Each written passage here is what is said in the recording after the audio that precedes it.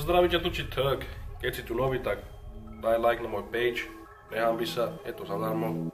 Takže like na môj page. Dúfam, že sa ti bude páčiť toto video.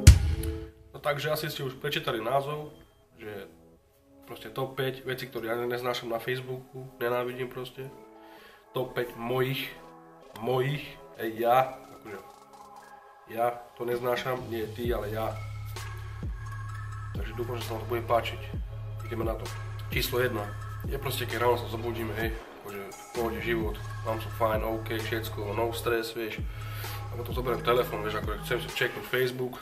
A prvé, čo vidím, niekto zdieľa video proste od malého decka alebo dospelého človeka, ktorému, neviem, proste srdce mu je z hrude venka, mu tu bije do prasa, tu tak na boku, alebo že oko má tu niekde tak na strane, vieš, a proste takéto veci vy zdieľavať, akože prečo to robíte, akože nie každý to chce vidieť, preboha, prosím vás pekne, s tým prestaňte, hej.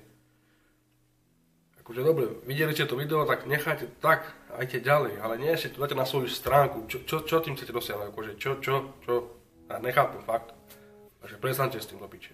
Číslo 2, neznášam to, keď vidím, že niekto dal do komentu, že amen, alebo že to lajkol, alebo to, že ešte to zdieľal.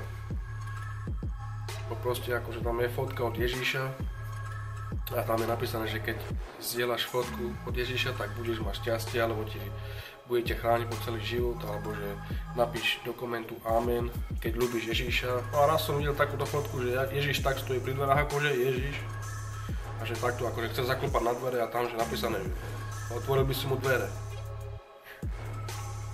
Prosím vás pekne, ľudia, prestaňte s tým, to nie je Ježiš, vy si ho milíte s Chuck Norrisom do piče. To nie je Ježiš, to je Chuck Norris, ľudia. A teraz zapredu vám to hovorím, že nekomentujte, vy 100% kresťania, akože bytočne budete tam komentovať, že aj more, ty si trápny, čo si robíš srandu z Ježíša, more, nie si srandovný, nie si vtipný, nerob si srandy z Ježíša. Amen. A sa ma neopováž súdiť, ty 100% kresťan, čo chodíš každý týždeň do kostela sa modliť a čítaš každý deň Bibliu a sa pomodlíš a sa modlíte pri stole, keď ideš jesť s rodinou. To sa neopúvaš pičoviny písať do komentu, že sa smejem, alebo že nesom, proste nechaj to pre seba, kámo, pál do piče. Číslo 3. Pozná si každý jeden chlapec, keď ti nejaká slečna, hej, akože robí selfie, tak originál namalovaná, vieš, akože make-upus, originál všetko, vieš, vlasy nagelované a tak ďalej. Vieš, akože fotka, originál Ritz. A napíše, akože, vieš, smajlik, že koment. A potom dopíše, dáš tam koment, lajkneš, napíšeš, že si sexy, alebo že si pekná. A potom čo urobí ona? Vymaže koment a ešte aj ťa vymaže z priateľov. Bitch is a hoe. Číslo 4. No tak toto nie, že neznášam alebo niečo také, ale je mi to smiešné, že niekto dá selfie, hej. A akože normálna selfie, hej. Bíp. Ale ten štýl fotky, aký dal, že proste odfotil iba svoj face a do piče dal tam 10 krát svoj face, proste iba z iného uhla, vieš. Ale sú tam do piče 10 fotky iba od faceu, akože... Hej, fakt znovu učil, ne? Číslo sponge 5. Tak toto asi neznášam najviac.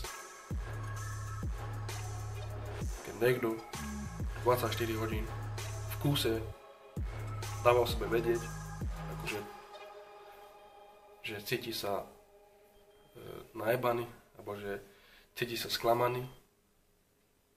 Akože keď dáš, že cíti sa happy, OK, tak mi dáš energiu, vieš, akože rozdávaš energiu.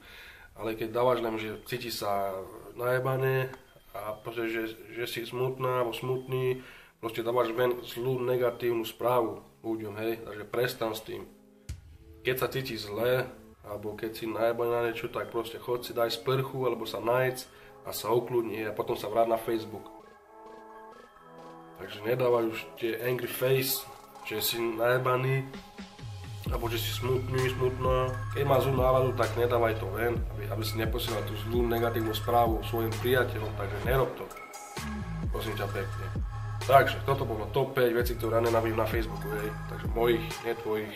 Si sa urazil, alebo ja neviem čo, tak Bráško. Takže toto bolo všetko asi. Ďakujem, že ste pozerali. Keď ste sa takto zahnevali, tak sorry. A keď sa vám video páčilo, dajte do komentu.